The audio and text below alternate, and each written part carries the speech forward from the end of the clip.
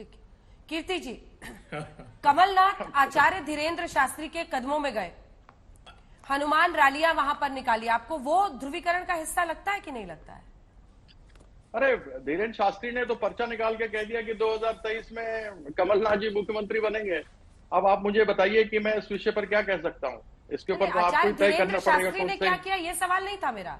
दिखाइए। नहीं, मैं एक बात बता रहा हूँ बाबा, वो ध्रुवीकरण का हिस्सा है या नहीं, धर्म का हिस्सा है या नहीं? देखिए, मैं तो खुद मंदिर जाता हूँ, मैं तो सीता माँ के जन्म स्थान भगवान राम के ससुराल वाला हूँ। तो अगर मैं मंदिर जाऊं तो क्या वो ध्रुवीकरण है? अगर मैं किसी विख्यात प्रख्यात बाबा के यहाँ जाऊं तो क्या वो गलती है? अगर मैं किसी ज्ञानी व्यक्ति से धर्म के कोई बात करने वाले व्यक्ति हो तो क्या वह किसी को ध्रुवीकरण करने वाली बात है? वो तो नहीं किसी के पास जाना, लेकिन उसका प्रचार कर करके ये प्रयास करना, लोगों के अंदर भय देना।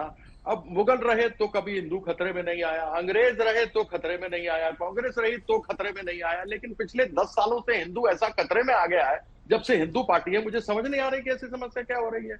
दूसरी बात, एक आपत्ति है मुझे अंजना जी आपसे, मैंने 6 से 8% little knowledge versus no knowledge वाली बात आपसे की थी। Little knowledge is worse than no knowledge. आपने उसको इतने तरीके से घुमा करके कह दिया कि ये कह रहे हैं कि क्या लोग इतने अज्ञानी हैं, क्या इतने लोग बेवकूफ हैं जो मालूम नहीं है। ये मेरा कहने का अर्थात नहीं था। मैंने कहा कि एक पोर्शन है जो वोट है 40% 39%, बट इसमें 6 से 8 या 10% ऐसे लोग हैं जो वोट इधर से उधर करके जिता देते हैं।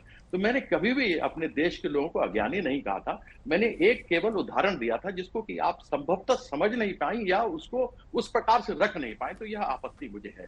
तो संभवतः आप इस आपत्ति को दर्ज करेंगे। दर्ज कर लिया गया, लेकिन इतना तय है कि जो जीत बीजेपी को मिली है उस पर 10 प्रश्न खड़े कर कर आगे की नींव जो रखी जा रही है उसमें अभय दुबे जी प्रॉब्लम है, क्योंकि तेलंगाना में आपकी जीत की कोई वजह नहीं बताई जा रही कि इसलिए जीते क्योंकि वहां आपने ये जहर घोला था या इसलिए जीते।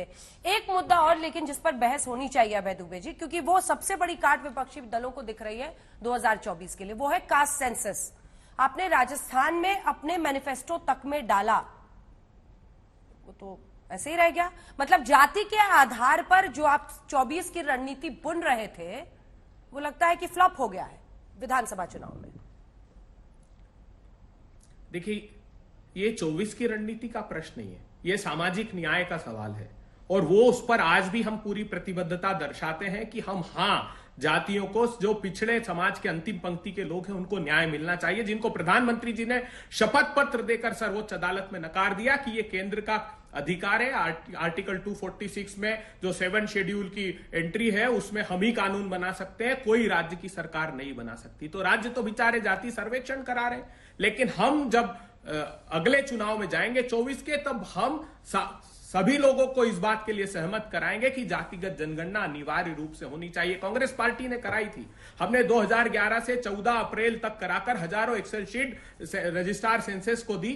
क्यों मोदी जी जारी नहीं करते? उसको छुपा ली, और आपने जनगणना तक नहीं कराई। विश्व का एक राष्ट्र बता दीजिए जिसने कि अपनी जनगणना नहीं कराई हो, सेंसस नहीं कराया हो, कोविड के बावजूद। इन्होंने शपथ पत्र दिया था सुप्रीम कोर्ट में कि हम सेंसस का नोटिफिकेशन जारी कर चुके हैं, 2021 में शपथ पत्र दिया, इसलिए हम जातिगत जनगणना कराने में असमर्थ हैं। तो अब कहां हुई प्रधानमंत्री जी? क्योंकि इस बात से भारतीय जनता पार्टी डर गई कि कहीं जनगणना कराई और जातिगत जनगणना को उसमें शामिल नहीं किया तो समाज के अंतिम पंक्ति में खड़े हुए पिछड़े वर्ग के लोग नाराज होंगे। इसलिए ये तो अब चुनाव में कहने लगे, इन्हें प्रांतों के स्तर पर ये सहमति देते हैं और देश में प्रधानमंत्री जी पाप बता देते हैं उसको। क्या सामाजिक न्याय का मुद्दा पाप है इस देश के लिए?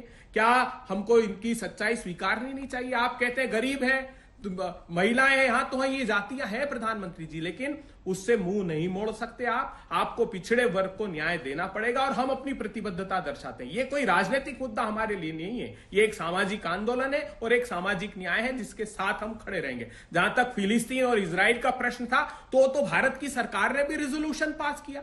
आप देखिए, विदेश मंत्रालय के प्रवक्ता ने हूबहू वही बात की जो सोनिया गांधी जी ने की, लेकिन तब सांप्रदायिक ध्रुवीकरण नहीं होता।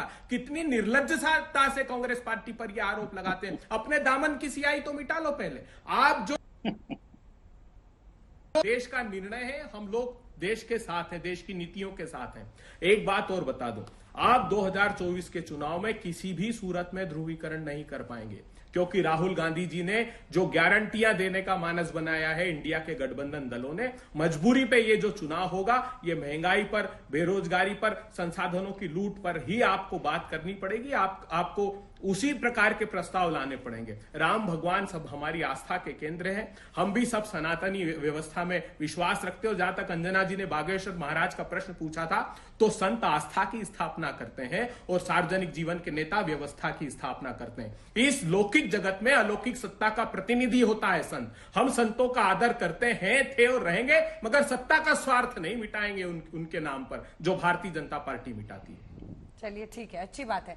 लेकिन वही अगर बीजेपी के नेता जाते हैं तो आपने कहा कि वो ध्रुवीकरण होता है कई राज्यों में। बाबा बालकनाथ को लेकर वहां पर हमला किया लोगों ने कि अब साधु संतों को उतार रहे हैं। अब अंत में सबकी बातों का जवाब दीजिए आप सुधांशु त्रिवेदी। 3-4 मुद्दों पर इन्होंने आपको घेरा है। एक तो वही महंगाई का मुद्दा, दूसरी तरफ वो कह रहे हैं कि इन राज्यों में ध्रुवीकरण के जरिए आपने जीता, तीसरी तरफ कह रहे हैं कि 24 में इंडिया गठबंधन में ऑल इज वेल, आपको घबराना है।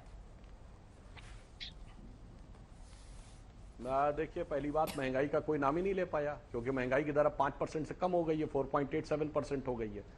तो इसलिए महंगाई का विषय नहीं उठा रहे हैं। पीरियोडिक लेबर सर्वे के अनुसार इस समय बेरोजगारी की दर 6.6 हो गई है, तो वो बताने की स्थिति में नहीं रहते हैं। परंतु अभी इन्होंने एक बात कही तो मैं याद दिलाना चाहता हूं। जब बाबा बागेश्वर वाले विषय के ऊपर बात आई तो जो चेहरे बदलते हैं ना, अब कमलनाथ जी एक प्रकार से हिंदू राष्ट्र के विषय का भी बचाव करते नजर आए और दक्षिण में आप हिंदू धर्म के समूल नाश का बचाव करते नजर आए। ये जो इतना डाइकोटमी ऑफ द कैरेक्टर होता है ना, मान्यवर नहीं साहब। दूसरा, आपने निर्लज्जता की बात कही तो मैं बताना चाहता हूं, भारत का विदेश मंत्रालय ने हर विदेश के विषय के ऊपर अपना बयान जारी किया है। यमन का कॉन्फ्लिक्ट हो या रशिया यूक्रेन का कॉन्फ्लिक्ट हो। मैंने तो पूछा ना, CWC का रिजोल्यूशन किसी एक के बारे में दिखाइए तो आपके बारे में स्थिति बहुत साफ हो जाए। और आपने जातिगत जनगणना के बारे में कही तो मैं पूछना चाहता हूं, जातिगत जनगणना रोकी किसने थी भाई?